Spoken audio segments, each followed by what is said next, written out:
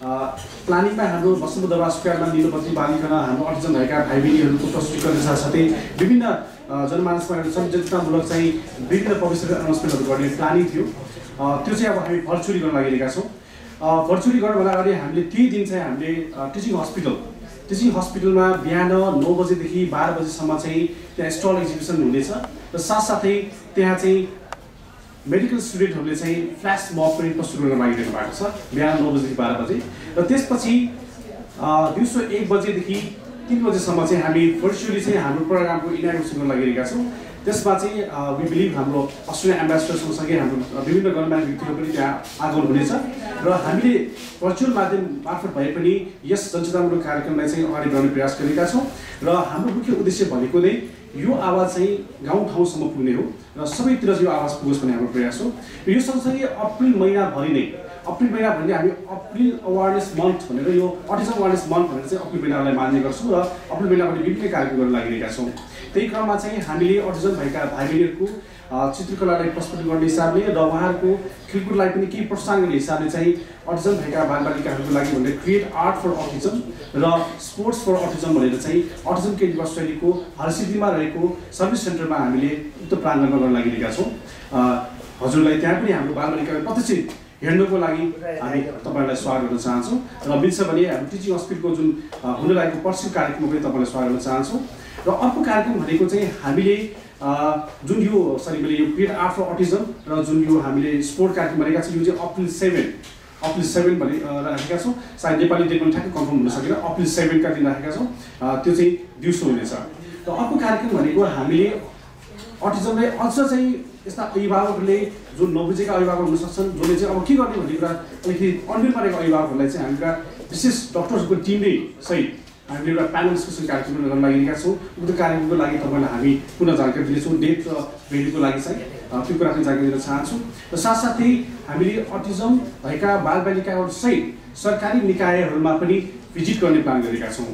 जसरी किनभने सरकारी निकाय व्यक्तिहरूले पनि थाहा पाओस् कि हाम्रो अटिजम भएका बालबालिका कस्ता हुँदो रहेछन् र उनीहरूको क्षमता र उनीहरूको चाहिँ समस्या के हुँदो रहेछन् भनेको थाहा पाओस् भनेर हामीले सरकारी निकायमा पनि भिजिट गर्ने प्लान राखेका छौँ। र साथसाथै मिल्छ भने हाम्रो पत्रकार साथीहरूलाई पनि उक्त कार्यक्रम पनि आयोजन अनुरोध चाहन्छौँ। हामी त्यो कार्यक्रमको टाइम भेन्यू पनि सायद हाम्रो नसुझिने सबै त्यो टिभीसँग भएको छ तपाईँ कन्ट्याक्ट नम्बरहरू उक्त तपाईँले हामी जानकारी दिनेछौँ।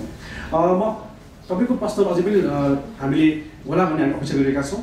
अलिकति हामी मानव अधिकार केन्द्रबाट जलिसी आउनु भएको छ र यो जुन राष्ट्रिय जनगणनामा पनि कुरा राखेको कुरा चाहिँ हामीले जानकारी प्राप्त भएको छ। केही कुरा त्यसमा जोड्दै म जलिसीलाई चाहिँ यो अटिजम विषयवस्तुलाई अलिकति तपाईँको पर्सपेक्टिभबाट प्रस्तावित गर्नको लागि म थोरै बनाउन चाहन्छु। जलिसी सर्वप्रथम अटिजमको बारेमा प्रशिक्षण राखिदिनु हुन र साथसाथै अटिजम केयर युनिभर्सिटीको बारेमा प्रशिक्षण राखिदिनु हुन अटिजम केयर युनिभर्सिटीका अध्यक्षज्यू श्री डाक्टर सुनिता मल्लिक अमात्यज्यूलाई म हार्दिक अनुरोध चाहन्छु।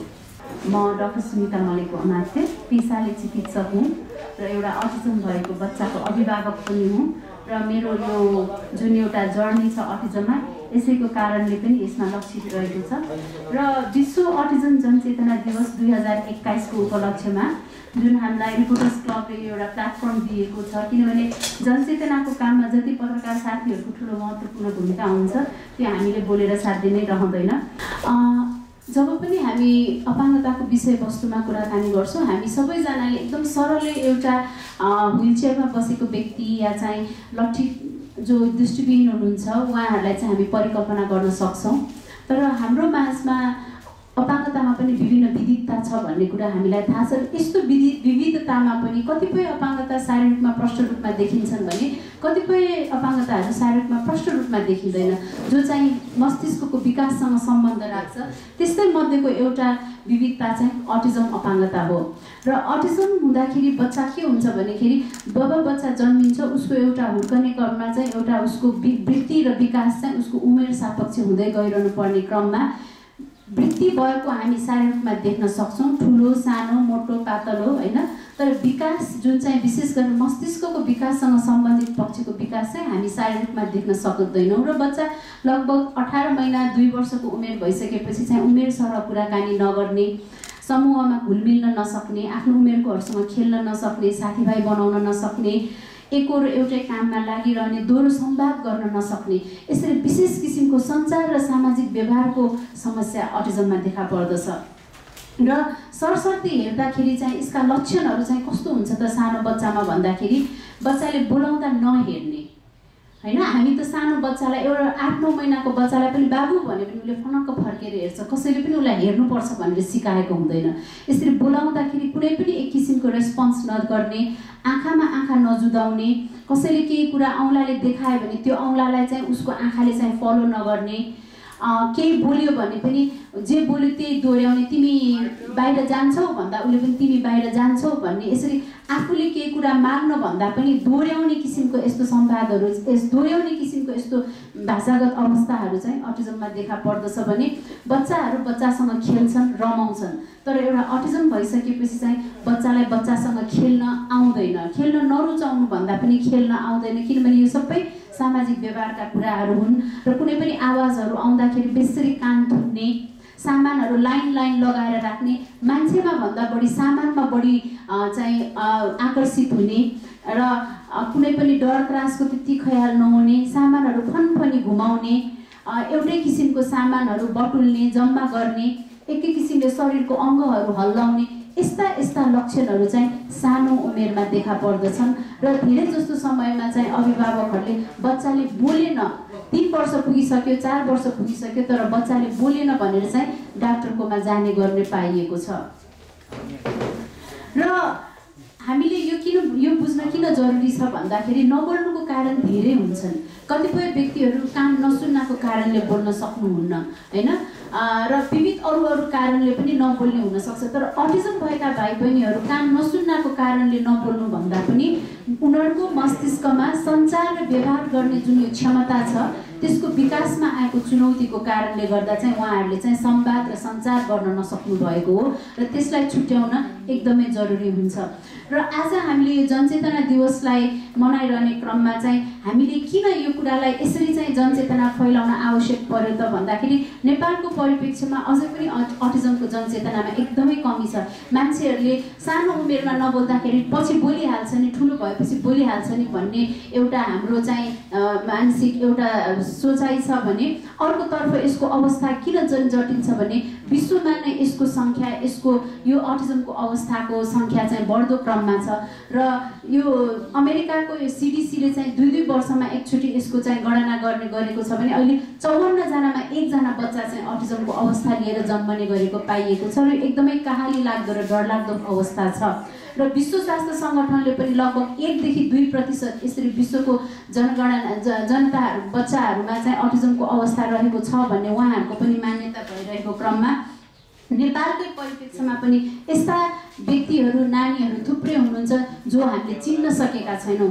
कोही नानीहरू डायग्नोसिस भएका छन् भने कसैको डायग्नोसिस भएको छैन भने कसैले गलत किसिमको डायग्नोसिस पनि पाएको हुनसक्छ। पहिला चाहिँ के थियो त भन्दाखेरि एकदमै सिभियर भएका, एकदमै चर्को किसिमको अटिजम भएका भाइ बहिनीहरूको मात्रै डायग्नोसिस हुन्थ्यो र यसलाई चाहिँ मान्छेहरूले सुस्त मनस्थिति भएको बच्चाहरू हुन्, यिनीहरू बोल्दैनन्, यिनीहरू लाटो हुन्, यस्ता शब्दहरू प्रयोग गरिन्थ्यो। तर तिनीहरूमध्ये थुप्रै चाहिँ अटिजम भएका भाइ बहिनीहरू हुनुहुन्छ, किनभने अटिजम र यो जुन बौद्धिक अपाङ्गता यसमा एकदमै धेरै फरक छ। यो भनेको हामीले जस्तै फलफुल तर स्याउलाई सुन्तलासँग कम्पेयर गरे जस्तो पनि हामी भन्न सक्छौँ। दुईमा दुई भिन्नता छ, किनभने आवश्यकता फरक छ, चुनौती फरक छ र हामीले चाहिँ अटिजमलाई चिन्न बुझ्न अत्यन्त जरुरी छ। र यसै क्रममा जस्तै भारतको हेर्ने हो भने भारतमा पनि अटिजम भएको जनसङ्ख्या चाहिँ 8 मिलियन भन्ने गरेको पाइएको छ भने श्रीलङ्कामा पनि त्यसरी नै लगभग 2 लाखको हाराहारीमा बताइएको छ भने यसरी यदि WHO ले भनेको गणनालाई चाहिँ हामीले 1% मान्ने हो भने पनि नेपालमा चाहिँ 2.5 देखि 3 लाख यस्ता व्यक्तिहरू हुनुपर्छ। त्यसमध्येमा 60 देखि 90 हजारलाई चाहिँ एकदमै ग्रसित किसिमको अटिजम भएको जसमा एकदमै धेरै चुनौती, परिवारको हरदम सहायता र सहयोगमा बाँच्नुपर्ने अवस्था भरेको चाहिँ हुन सक्ने सम्भावना छ। यो सबै भनेको हाम्रो एस्टिमेटेड रेटहरू हुन्। र अटिजम एउटा लाइफ लङ डिसेबिलिटी हो। यो जन्मेर ठुलो भइसकेपछि निको हुने अवस्था होइन, यो अपाङ्गता हो र बच्चाको उमेर सर नै यसमा आउने चुनौती, यसका अवस्थाहरू चाहिँ फरक हुँदै जान्छ र यो जीवनभर नै रहन्छ। र नेपालको परिप्रेक्ष्यमा भन्ने हो भने जो अघि पनि मैले भने जनचेतनाको अवस्था एकदमै नाजुक छ। स्वास्थ्यकर्मीहरूमा, शिक्षक वर्गहरूमा, अभिभावकहरूमा यसको जनचेतनाको कमीले गर्दाखेरि समयमा पहिचान नहुने, पहिचान नै भइहाल्यो भने पनि चाहिँदो र सुहाउँदो किसिमको चाहिँ उहाँहरूले चाहिँ यो शिक्षाहरू नपाउने, किनभने अटिजम रोग होइन, यसमा औषधि मुलो गरेर यो निको हुँदैन।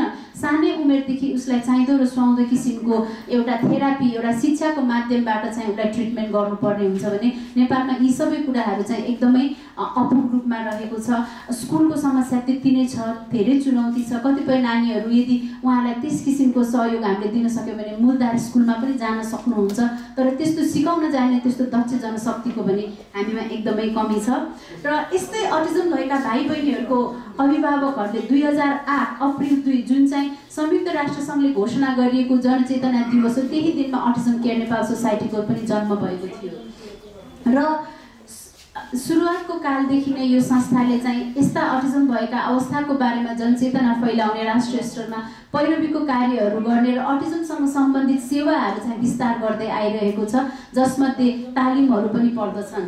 र थुप्रै तालिमहरू मध्येमा चाहिँ हामीले विशेष गरेर चाहिँ नेपालको परिप्रेक्ष्यमा चाहिँ हामीले जो अभिभावकहरूले नै सबैभन्दा ठुलो जिम्मेवारी वहन गरिरहेको अवस्था छ।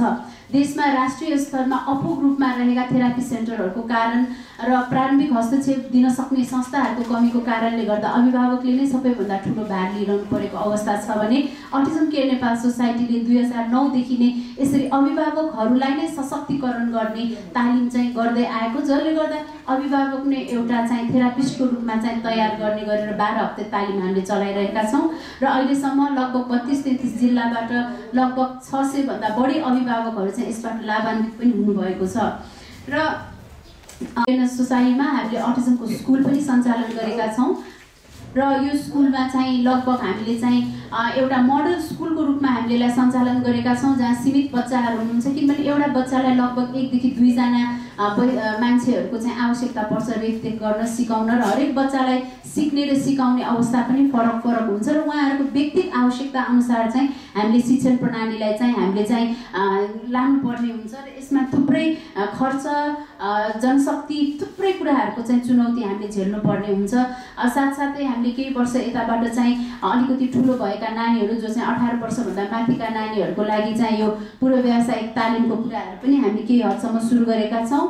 र जति पनि अभिभावकहरू हामीबाट तालिम हुनुभयो, जति पनि हामीले चाहिँ पैरवीको काम साथसाथै यो जनचेतनाको काम हामीले अगाडि बढायौँ।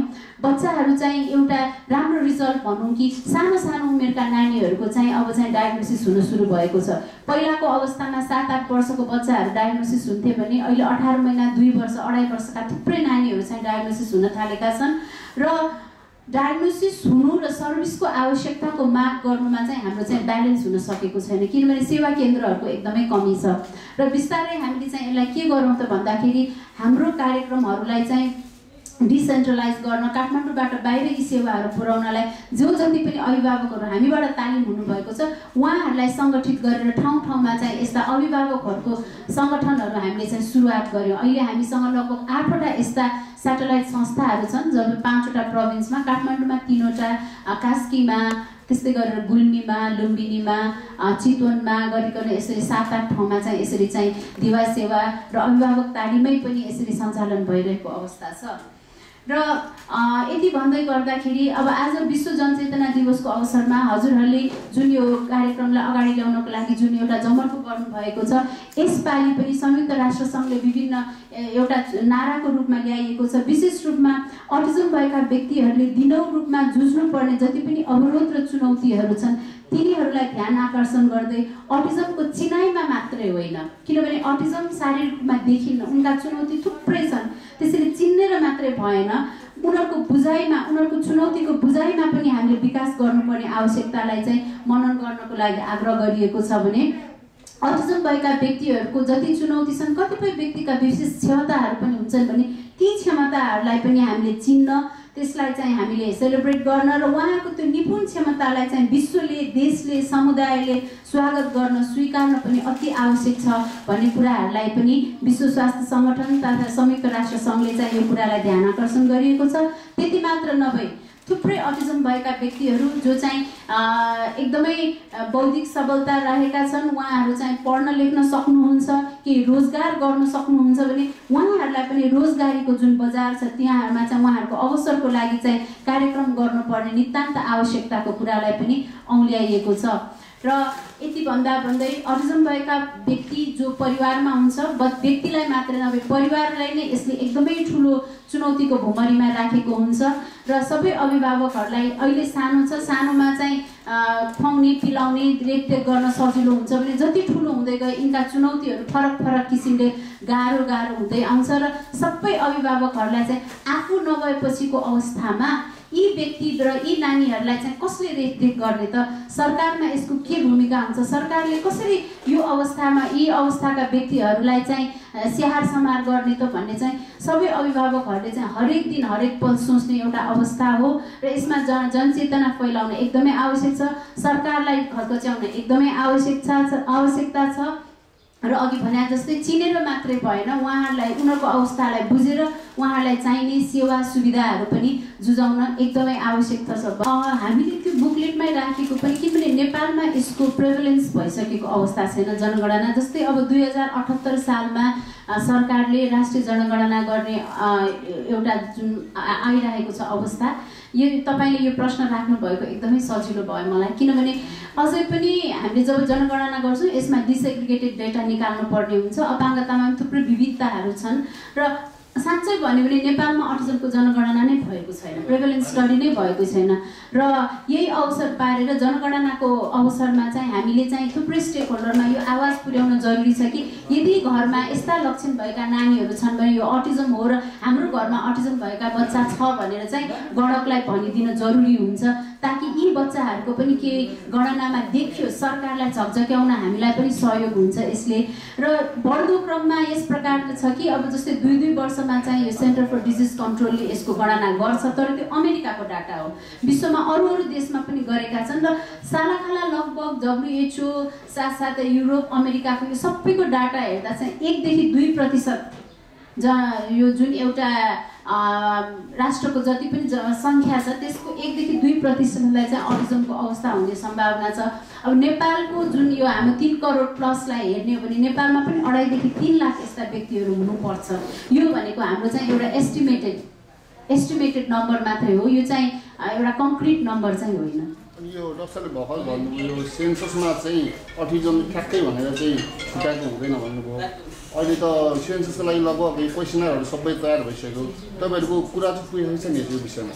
हामीले कोसिस गरेका छौँ, किनभने अब गभर्मेन्टले पनि हाम्रो राष्ट्रिय अपाङ्ग महासङ्घको तर्फबाट चाहिँ हामी जस्तो डिसेबिलिटीमा काम गर्ने डिपिओजहरूलाई चाहिँ संलग्न गरेर यसमा सेन्सिटाइज गर्ने, गणकहरूलाई यस विषयमा चाहिँ शिक्षित बनाउने कार्यहरू त भएको छ, तर त्यतिले पनि कहिलेकाहीँ पुग्दैन। र हामी चाहन्छौँ कि यो कुरा चाहिँ हरेक अभिभावकहरू, हर छरछिमेक हाम्रो समुदायमा चाहिँ यसको बारेमा चाहिँ आवाज उठोस्, बुझोस्, ताकि चाहिँ अभिभावकहरू सचेत भएर, किनभने घरमा आयो गणक तर अभिभावकले नै थाहा पाएन, सोध्ने मान्छेले त सोध्यो तर अभिभावक नै सचेत भएन, यो सङ्ख्या दिनुपर्छ भन्नुपर्छ भन्ने कुरा थाहा भएन भने पनि त्यो सङ्ख्या नआउन सक्छ। त्यसैले यसमा खालि गणकलाई मात्रै या सरकारलाई मात्रै भनेर पनि भएन, अरू पनि थुप्रै स्टेक होल्डरहरू विशेष गरेर अभिभावक समुदायका मान्छेहरू सबैलाई यो बारेमा चाहिँ शिक्षित गर्न जरुरी छ। हामीसँग अटिजम नै हो, विश्वभरि नै यो शब्दलाई अटिजम नै भनेर चिनिन्छ। जस्तै हामीले मोबाइललाई मोबाइल भन्छौँ, कम्प्युटरलाई कम्प्युटर भन्छौँ होइन। अटिजमको नेपाली शब्द या चाहिँ हिन्दी शब्द या चाहिँ युरोपियन शब्द त्यस्तो चाहिँ छैन, तर यति हो कि अटिजम एउटा अपाङ्गता हो र जसमा चाहिँ बच्चाको या चाहिँ व्यक्तिको चाहिँ उमेर सरहको बोलीचाली र सामाजिक व्यवहार हुँदैन र यसरी सञ्चार र व्यवहार चाहिँ उमेर सुहाउँदो नहुने यो अवस्था जुन, किनभने तपाईँ हामी सोच्न सक्छौँ हामी जति पढे लेखे पनि हामी चाहिँ सञ्चार गर्न सकेनौँ, हामी चाहिँ सामाजिक व्यवहारहरू गर्न जानेनौँ भने हामी कहिले पनि समाजमा गएर चाहिँ क्रियाशील हुन सक्दैनौँ, आत्मनिर्भर हुन सक्दैनौँ। र कुनै पनि व्यक्ति आत्मनिर्भर हुनको लागि नहुने यी स्किलहरू भनौँ न, सञ्चार गर्न जान्नु, उमेर सरह व्यवहार गर्न जान्नु, यी क्षमताहरूको विचलनले गर्दा चाहिँ अटिजमको अवस्था आउँछ। तर अब यसमा नेपालीकै शब्द या चाहिँ अब बुझाउने त्यस्तो छोटो एउटा स्टेटमेन्ट चाहिँ अहिलेसम्म हामीले पाएका छैनौँ। म अपाङ्ग मानव अधिकार केन्द्रको जगदीश अधिकारीले पनि उहाँलाई सहमत गर्न सक्दैन थियो। उहाँको अगुवाई यति राम्रो भयो। हामी अपाङ्गता धेरै प्रकारको धेरै देख्छौँ, हजुरले देख्नुभयो होला, तर मात्रै 10 प्रकारमा छौँ। 10 प्रकारमा एउटा प्रकारको अपाङ्गता अटिजम हो र हुनुपर्छ भनेर डाक्टर सुनिताले अगुवाई गर्नु भएको हुनाले हामी कर्मीज भयौँ, अपाङ्गताको मानव अधिकार कर्मीहरू। र अहिले जुन ऐन आयो त्यो ऐनमा अपाङ्गतामा हामीले राख्न सफल भयौँ। धेरै धेरै म त्यो धन्यवाद म पहिलादेखि दिँदै आएको छु र म अझै पनि दिइरहेको छु। मलाई यति राम्रोसँग कन्भिन्स गराउन हाम्रो सक्नुभयो र उहाँले त अझ त्यो बच्चाको अभिभावकलाई यति राम्रो चाहिँ नि त्यो क्लासहरू त्यो ट्रेनिङ काउन्सिलिङ गरेर यति राम्रो चेन्जेस ल्याउनु भएको छ ताकि कुनै त्यो होस्टेल अथवा केबाट होइन, उहाँले एकदमै आफूलाई चाहिँ त्यसरी चाहिँ परिवर्तन गराउँदै जानु भएको छ। त्यसको लागि पनि धेरै धेरै धन्यवाद। खास गरेर उहाँले जोड्नु खोज्नु भएको चाहिँ के हो भने 2078 साल जेठ 25 गतिदेखि असारको 8 गतिसम्म राष्ट्रिय जनगणना हुँदैछ। त्यो जनगणनामा हामीले पहिलोचोटि अटिजम भएका बालबालिकाहरूको पनि सङ्ख्या हेर्दैछौँ। तर डर पनि लाग्छ, हेर्दाखेरि अब उस्तै छ बालक है, अब एकदम सबै राम्रै देखिन्छ, हिँड्छ उठ्छ, तर त्यहाँ गणकले टिप्दैन भने नआउनु पनि सक्छ। त्यसमा हामी पत्रकार साथीहरू, म पनि त अलिकति पत्रकारिता क्षेत्रमा मन पराउँछु। म नेपाल टेलिभिजनमा हरेक बिहिबार बेलुका आउँछु अपाङ्गता आवाज लिएर, रेडियो कान्तिपुरमा पनि अपाङ्गता आवाज आइतबार लिएर आउँछु। अब मैले यहाँ जोडेँ के भने अब प्रचार प्रसार गर्न र अटिजम भएका बालबालिकालाई गणकहरूसँग पुग्ने र उनीहरूको अङ्क ल्याउनको लागि हामीले धेरै मिहिनेत गर्नुपर्ने छ। तर अस्ति जनगणना अधिकृतज्यूहरूलाई चाहिँ हामीले राम्रोसँग भन्यौँ, हेर्नुहोस् त त्यो बालक धेरै ठाउँमा जान मन पराउनु भएन भने, त्यो बालकलाई धेरै कुराहरू बोल्न मन पराउनु भएन भने लगायतका ती लक्षणहरू सहित उहाँहरूले हामीले तपाईँले दिने जिल्लामा दिने तालिमहरू, जुन नयाँ कर्मचारी आउँदै हुनुहुन्छ त्यो तालिमहरूमा तपाईँले यो कुरा सिकाउनुहुन्छ है, नत्र अटिजमको राम्रो तथ्याङ्क आउँदैन भनेर हामीले अटिजमको सबै त्यो अब अटिजममा हुन सक्ने सिम्टमको बारेमा हामीले उहाँलाई भन्यौँ र उहाँहरूले अहिले तालिम चलिरहेको छ जिल्ला जिल्लामा, त्यो क्लास लिइरहनु भएको छ। आशा छ त्यहाँबाट पनि धेरै हुनेछ। हामी पनि मिलेर यसलाई चाहिँ नि प्रचार प्रसारको सामग्रीमा अलिक धेरै गर्नुपर्छ। यो अटिजम डेको पावन अवसर पार्न म यो शुभकामना पनि दिन चाहन्छु। अनि हामी मिडियाकर्मीले पनि सक्छौँ भने अपाङ्गता भएका व्यक्तिहरूको सवालमा अलिकति हामी अलि ओझेलमा थियौँ, अहिले पछिल्लो चरणमा मिडियाले धेरै हामीलाई सपोर्ट गर्न थाल्नु भएको छ। हामी केही कुराहरू भन्नु नि पर्ने भएको छ, हामीलाई फरक क्षमता नभनिदिनु होला, हामीलाई डिफ्रेन्टली एबल नभनिदिनु होला होइन, हामीलाई अपाङ्गता मात्रै भनिदिनु भयो भने हाम्रो एकदमै नाक ठुलो हुन्छ, अथवा हामी तपाईँले सही कुरा भनिदिनु भयो भन्ने हुन्छ। तर त्यहीँनिर तपाईँले फरक क्षमता भनिदिनु भने हाम्रो यति चित्त दुखाइरहन्छ नि, तपाईँले कति राम्रोसँग त्यहाँ लेख्नु भएको छ या प्रसारण गर्नु भएको छ, तर त्यहीँनिर फरक क्षमता भनिदिनु भयो भने यस्तो चित्त दुख्छ नि, सायद त्यो हिर्काउँदा नि दुख्दैन होला, त्यस्तो चित्त दुख्छ। त्यो हुँदा आजदेखि तपाईँहरूसँग मेरो अनुरोध, फरक क्षमताको ठाउँमा अपाङ्गता भएको व्यक्ति भनेर भनिदिउँ। अब यो पुरानो खानटुक्काहरू त यहाँले हटाउनु भइसकेको छ होला, पुरानो त्यो उपमाहरू त्यो पनि यहाँले हटाइसक्नु भएको छ होला होइन। बिग्रेको र भत्केको ठाउँमा अपाङ्गतालाई प्रयोग गर्ने चलन छ। लङ्गोडो सरकार के अरे संविधान अपाङ्ग बनाए, यी यस्ता कुरा त यहाँले गर्नुभएको छैन होला मलाई थाहा छ, तर पनि केही खानटुक्काहरू छन् होइन, नौनुमामा भन्दा कानुमामा, यी कुराहरू नि यहाँले हटाउँदै हुन्छ भन्ने कुरो मलाई थाहा छ। तर आज यहाँहरूसँग मेरो अनुरोध, अबदेखि अपाङ्गता भएका व्यक्ति भनिदिनु भयो र लेखिदिनु भयो र फरक क्षमता भन्ने शब्द आजदेखि नै त्यो कलमको मसीबाट हटाइदिनु भयो भने हामी धेरै गौरवान्वित हुन्छौँ। यो अटिजम डेको पावन अवसरमा हामी समग्र अपाङ्गता भएका व्यक्तिहरूको तर्फबाट, अपाङ्गता मानव अधिकार केन्द्रबाट हामी शुभकामना व्यक्त गर्दै अघि आएको समय तालिका अनुसारको कार्यक्रममा सहभागी हुन पुनः आग्रह गर्दै मेरो भनाइलाई अन्त्य गर्न चाहन्छु। हस्त, धन्यवाद, नमस्कार।